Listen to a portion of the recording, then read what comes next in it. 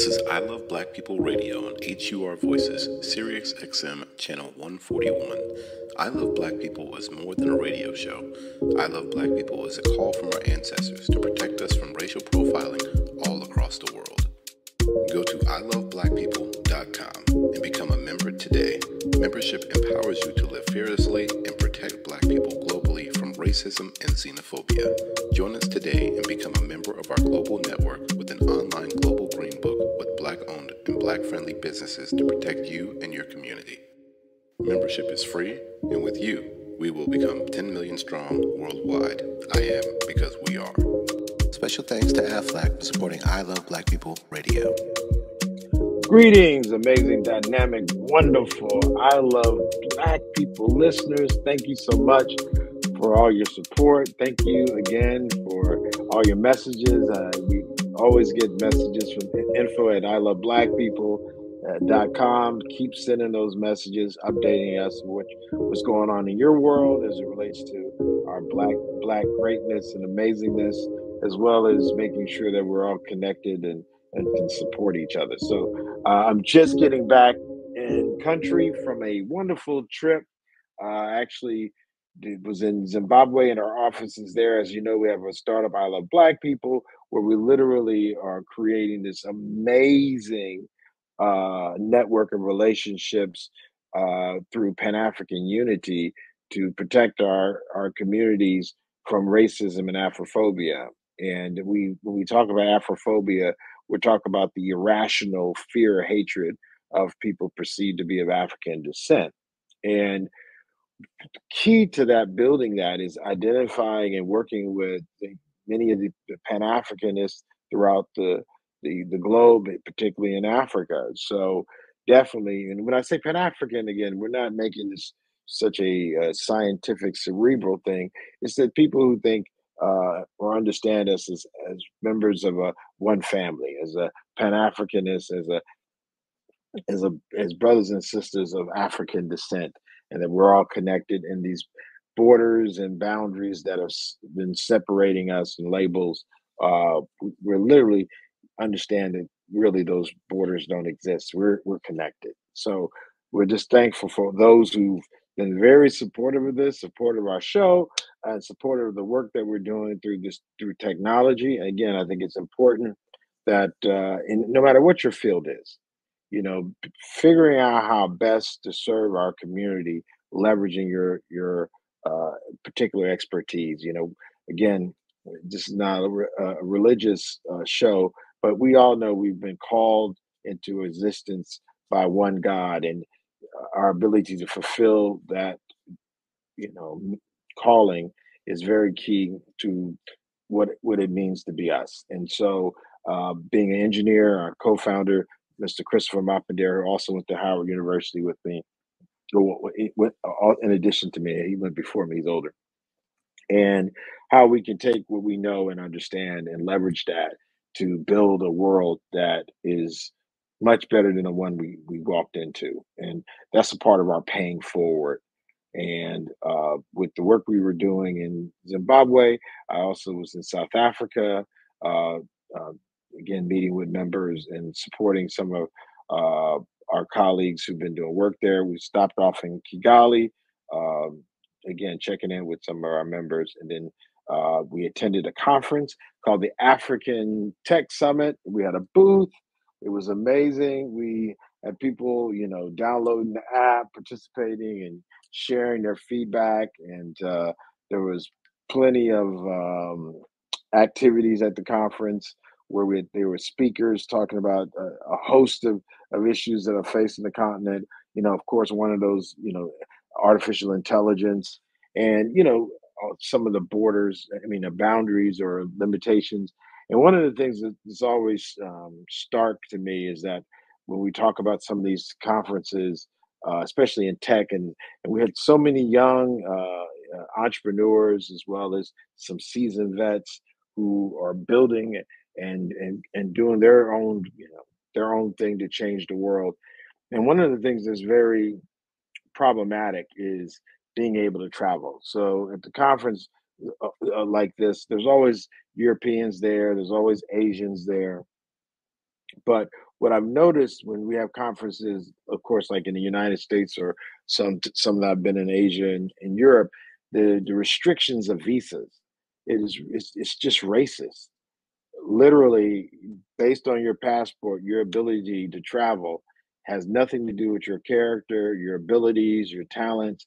It has everything to do with a racist visa system that's really a throwback from colonialism. If you really think about it, again, the colonizer restrict our movements. They actually are the ones who carved up Africa and gave us these borders that in no way actually help the local inhabitants. And I know when many African nations got their independence, there was a movement. There was a Monrovia group and a Casablanca group that was saying, "Look, we need to just do away with all these borders, come up with different currencies." And there was another group that was secretly backed by the CIA at the time that said, "No, let's do it in slow and let's not change everything to upset the apple cart or change things." And we still have these crazy borders, and oftentimes they work against the interests of the folks that live there. And when it comes, time to talk about startups and being able to compete in a global space, and you can't even travel to a conference because of visa requirements that allow people to be denied access to different countries. And again, just know when you see the American embassies, most of those people, who are at the embassy, it's a black box. I'm saying black box. It's not. It's opaque. You don't know, if you're going to get allowed to go to another country. They don't have to explain. The United States government has fees that they charge people just to apply. The United States, I can't talk about the other European countries. I've had some interactions with Spain's embassy to get a staff member there, but literally, the U.S. government takes fees just to apply, and then when the people get turned down, which they often do, they keep the money. And if you're a U.S. citizen, you've never experienced that. You know that when you apply for a visa, they charge you and you can go to the country. Well, there's no reciprocity like that. U.S. passport allow you to go to so many places. I think there's a number of passports like that. But when you start looking at the reverse, many of our brothers and sisters who have great ideas, building their own things, are not even trying to live in another country, but just want to be able to, sell or promote the work they're doing. They're blocked by these visa restrictions. So, it comes into my mind when I think about these conferences and all the discussions of the barriers and, what's not right. And almost never is the issue of these institutional things. And I think that's one of the problems, even with these NGOs and talking about tech solutions, there's like policies by governments like the United States and the former colonizers that actually are aiding and creating these issues. And we have to talk about and I've talked about in other shows about like the sanctions against Zimbabwe, just racist and definitely just they're illegal. Literally, the United Nations is the only body that is in international law allowed to sanction a whole sovereign country. And in the case of Zimbabwe, ever since they got their land back from the former colonizer, the U.S. Under Bush placed sanctions, and those sanctions lasted through all these presidents up until Biden, and still are harming the people and the citizens of the sovereign country of Zimbabwe. So again, you know, when you start thinking about the issues that are facing our brothers and sisters on the continent, we need to make sure that everybody's aware that the issues that our brothers and sisters are facing on the ground is not because they're somehow crazy, not as smart, or corruption, or the people don't know what's right from wrong. These are deliberate things being done to undermine the development and the sovereignty of our people. I mean, anytime you see things not working out, it's not coincidental. It doesn't benefit one political person in the continent to have, an economy that's failed. And I always try to make sure I share this book by John Perkins, who we had interviewed for one of our conferences, where we talk about the confessions of an economic hitman, where literally, when people talk about leadership in many of these countries, they're people, the leaders are actually being bribed by, agents or actors on behalf of these large, again, uh, countries like the United States and others. And if they don't play ball, they end up having someone do bad things, and the plane doesn't land, or which means it crashes, or somebody gets killed. So there are real consequences to these foreign policies of the U.S. government, from Patrice Lumumba to today, Muammar Gaddafi, and many of these folks, where literally it's not a tech issue or a human rights uh, local issue. It's literally U.S. foreign policy that's a problem. And as we look at all over the world, it's just not in Gaza, but literally in the DRC, and we're talking about coltan and other minerals coming out. These conferences where we're talking about technology, these are key areas. And at this particular conference, the African Tech Summit, which is really great, Andrew, Sister Lauren, some great folks behind the scenes. Uh, Andrew's actually from Ireland, good dude, and puts on a super, I mean, I've seen it grow and grow and grow, a super conference. And at the last minute, he had me do a master class on peaceful solutions to violent world problems, something that we talk about a lot with our Black Blockchain Summit. But in doing so, it really connects dots that say, look, the issues that we're seeing have more to do with actual political foreign policies of these countries than it actually of the United States and the UK and France than it has anything to do with the domestic policies of these African nations. And those of us who are paying taxes, our tax dollars are being used to undermine and destabilize these countries in a way that doesn't allow for the proper development.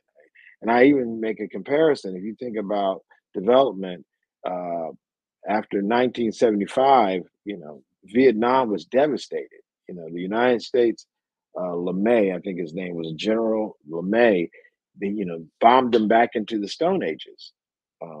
But when you look at Vietnam, so you look at Hanoi, but Ho Chi Minh City now is a destination place. But in their case, their neighbor being China, they worked with the Vietnamese government, and they created something in a very short period of time that is rivals many cities and many places in the rest of the world that have never been bombed back into the Stone Ages.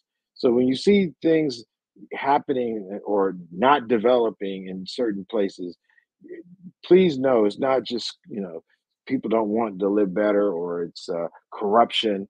These are deliberate actual things that are being done to countries to undermine them so that they're easier to exploit and carved up and divide and rule. And we've seen that consistently for the last 500 years. I bring up 500 years because colonialism, capitalism, these are operating from a very similar place where literally it's about a handful of people benefiting off the masses of our people. So when I'm talking tech, I always try to do my best to give people a contextual, understanding of tech, to say that tech is neither good nor bad. It's in the hands of those who use it. And if we set up a system with the hands or the masses of our people, whatever we come up with this tech is probably going to be super helpful. But when we put the tech in the hands of a few people because of wealth, of who they are, their position of power, that power dynamic could end up making much of this technology actually harmful.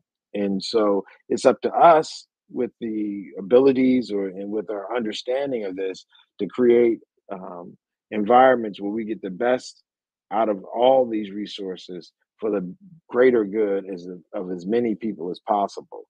And having those resources and being able to work with folks, we've been blessed to get your support. We want to continue to build like that. And it was great to get our team. I love Black people. You know, we have offices in Zim. One of our assistants on the staff. It was her first time she got a passport. People talk about these developing countries. She got a passport in like a week. So praise God, shout out to Zimbabwe for making sure we were able to get the passport, and sister had her first trip overseas to Kenya. So, I think, part of this work that we do, like I said, we talked about following calling, is literally being able to benefit other people that are close to you, hiring people the right way. We don't tolerate any sexism or any isms in the workplace, misogyny, and to give young people an opportunity, sisters in their 20s, and, providing opportunities that you may not have had. I didn't have a supervisor who thought of me to send me somewhere overseas, but to be able to do that is such a beautiful feeling. And she thrived, had an awesome time, and was engaging. And we had a booth, and in our booth we had this great mural talking about Pan African unity. And what you may not know, but on the continent of Africa, the context of Pan Africanism is not something that's actually talked a lot about. More you hear about nationalism, and again, as we said, with these nation states, they weren't created by our people on the ground, indigenous to Africa. They were created by Europeans. There's still issues of divide and rule, and issues that come out of the fact that these borders were not created to respect us, but actually exploit us. And one of the things that's really key in that is that when we talk about Pan African, and we're saying these borders are not as important as our blood connection to each other. And it's still a teaching tool. You start to realize that our one of the things we're doing right now, we have a campaign called the Pan African Unity campaign in Africa. So you might say, well, why would you do it in Africa? Literally, the schools that teach our people in Africa are much like the schools in the United States and Europe. It's a very Eurocentric. Oftentimes, and I say this very clearly, a brother in Kampala and a brother in Chicago know more about London than they know about each other's countries, or other countries in Africa, excuse me. So a brother in Chicago knows more about London than any country in Africa. The brother in Kampala, Uganda, knows more about London than any other country in Africa, and he's living in Africa. So part of the campaign is to literally bring together the schools throughout the continent that are teaching in a way that values indigenous languages, indigenous cultures, so that when our people are having conversations about the world they want to live in, they understand that there's a legitimacy in our own, in our own origin story, our own cultural story. And what's happening now is much of what's called innovative or technology, oftentimes that's conflated with Westernism or so-called Europeanism. And I'd travel throughout the continent, and I'd go to these tech hubs, and these would be places where people come to develop technology. And I've been all over the world doing it. And when I'm in Japan, I see images of Japanese development. When I've been in England, I see English development. And when I'm in Hong Kong, I've seen the development done there. Spain, all these places. They always feature some of the best and brightest of their community that they produce. But when I'm on the continent of Africa and I go to the different, from Tanzania to Kenya to South Africa to different places, they're glorifying Europeans instead of marking the contribution of their people to society and to technology. And I bring this up all the time about us as African people having primacy. You can't talk about science without talking about African people. You can't talk, period, like have language without talking about African people. one of the conversations we got into was talking about using language and how African language versus European. African languages are more developed. They've been they were created long ago, and they have more sophistication than European languages. European languages are much newer and not as developed as African languages. So it's not just about saying we're not going to, that it's better to teach your people in your own language, but when your language is actually better, meaning more developed, then it's probably even, uh, maybe in Europe they should be using African languages. So it's one of those things where again, it's perspective. And white supremacist ideology has a way of literally operating, especially in the minds of Black people and African people, without any Europeans in the room.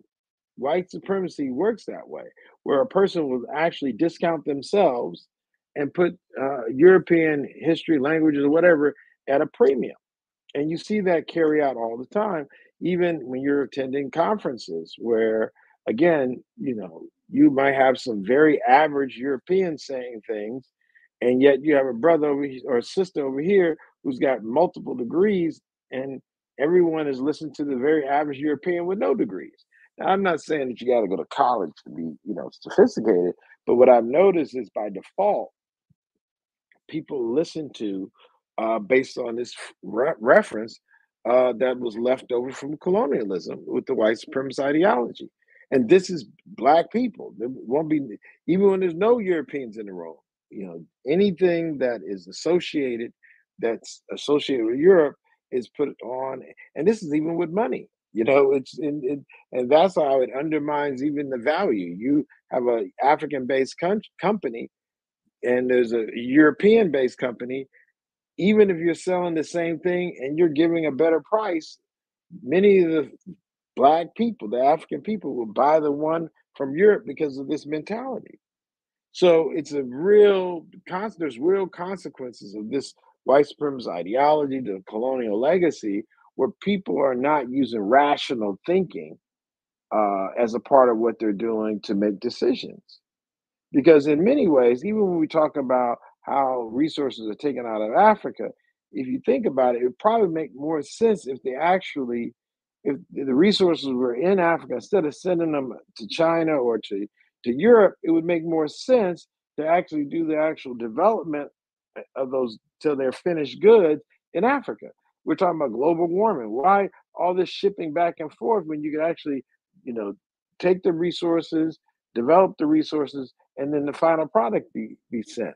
But in many ways, again, that would empower people that this capitalist model that's based on the colonial model is not interested in empowering. And so, no one's coming to save us. We got to save ourselves. And when I have this conversation with people, they talk about their leaders. And again, like I said, the book Confessions of an Economic Hitman, we're not waiting for elections or waiting for politicians. There's always work that we can do. Is until we've exhausted what we can do, we don't need to wait every 4 or 5 years for something to change in our lives. We need to be the change because no one's going to come save us. So part of that was some of the things I said in the master class at this African Tech Summit in Nairobi, Kenya. But we also had a great meetup with our members in Kenya. So, with the work we're doing to crowdsource these Pan-African places, like these schools, we don't do it ourselves. We do it with the help of you. So with the work that we're doing for Black friendly places in the US and Pan-African spaces on the continent, we need the help of our members. And we had a meetup, and it was great.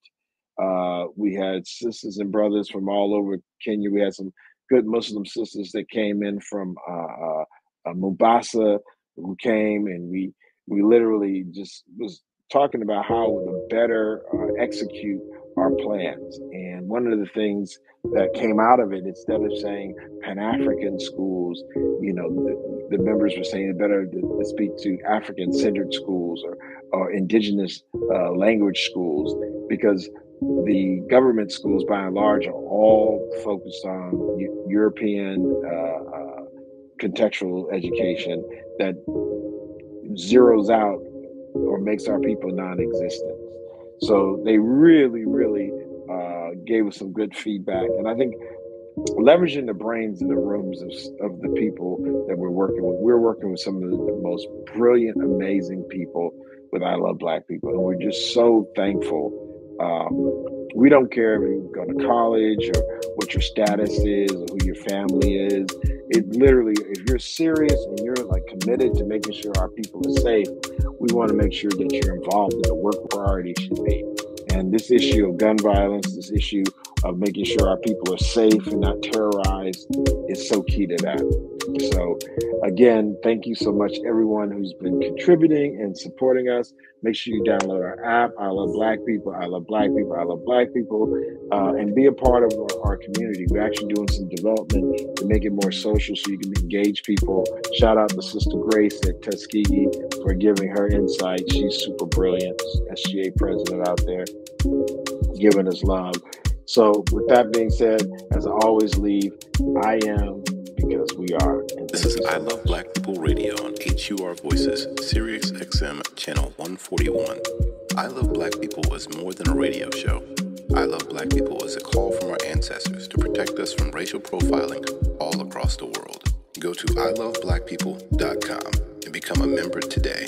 Membership empowers you to live fearlessly and protect Black people globally from racism and xenophobia.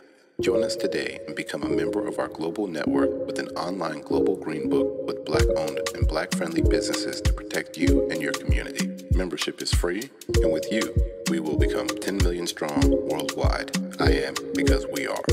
Special thanks to Aflac for supporting I Love Black People Radio.